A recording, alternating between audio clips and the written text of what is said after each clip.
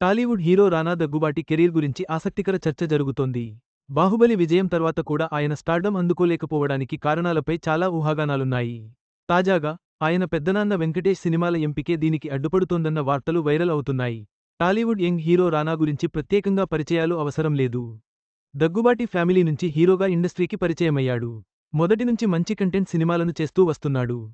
కానీ బాహుబలిని మించి ఏ సినిమా కూడా సక్సెస్ టాక్ని అందుకోలేకపోతుంది. ఈ మధ్య ఈ హీరో సినిమాలను చేయడంతో పాటుగా సినిమాలను కూడా నిర్మిస్తున్నాడు.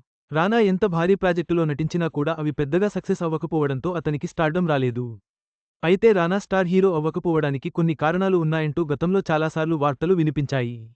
ఇప్పుడు అలాంటి వార్త మరొకటి సోషల్ మీడియాలో ప్రచారంలో ఉంది. అదేంటంటే రానా స్టార్ అవ్వకపోవడానికి కారణం ఓ వ్యక్తి అంటూ వార్తలు వినిపిస్తున్నాయి. మరి ఆ వ్యక్తి ఎవరు, ఆయన ఏం చేశారో అన్నది ఇప్పుడు మనం వివరంగా తెలుసుకుందాం. రానా అడపాదడప సినిమాలతో ప్రేక్షకులను అలరిస్తూ వస్తున్నాడు. ఇప్పటివరకు ఆయన చేసిన సినిమాలన్నీ కూడా సోసోగానే ఉన్నాయి. దాంతో ఆయన హీరోగా సక్సెస్ కాలేకపోతున్నాడు. ఇప్పటివరకు ఎన్ని సినిమాలు చేసినా కూడా స్టార్ ఇమేజ్ను సొంతం చేసుకోలేకపోతున్నాడు.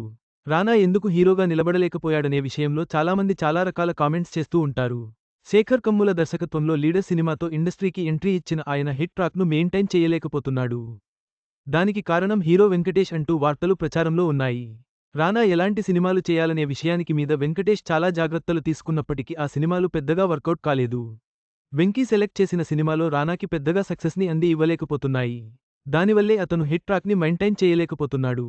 వెంకీ స్టోరీ సెలక్షన్స్ విషయంలో కాస్త జాగ్రత్తలు తీసుకుంటే తప్ప రానా సక్సెస్ అవ్వడం కష్టమే. మరి నెక్స్ట్ ఎలాంటి స్టోరీతో రానా ప్రేక్షకులు ముందుకు వస్తాడో చూడాలి. లీడర్ సినిమాతో ప్రేక్షకుల ముందుకు వచ్చాడు. ఆ మూవీ మంచి సక్సెస్ను అందించలేదు. కానీ రానా నటనకు మంచి మార్కులు పడ్డాయి. ఆ తర్వాత వచ్చిన సినిమాలు కూడా ప్రేక్షకులను బాగానే ఆకట్టుకున్నాయి. బాహుబలి సినిమాతో రానా బల్లాలదేవగా మారిపోయాడు. ఈ సినిమా అతని క్రేజ్ని ఎంతగా పెంచిందో ప్రత్యేకంగా చెప్పనక్కర్లేదు. స్టార్ హీరో అవ్వకపోయినా నాకు మాత్రం మంచి టాక్ని అందించింది. డిఫరెంట్ పాత్ర ఏదైనా ఉంది అంటే చాలు ఆ పాత్రలో రానా నటించడానికి సిద్ధమవుతుంటాడు. తేజ డైరెక్షన్లో చేసిన నేనే రాజు నేనే మంత్రి సినిమాలో విలన్ పాత్రలో నటించాడు. ఈ మూవీ కూడా సక్సెస్ టాక్ని సొంతం చేసుకుంది. ఈ మధ్య ప్రొడ్యూసర్గా వరుసగా సినిమాలు నిర్మిస్తూ బిజీ అవ్వాలని ప్రయత్నాలు చేస్తున్నాడు.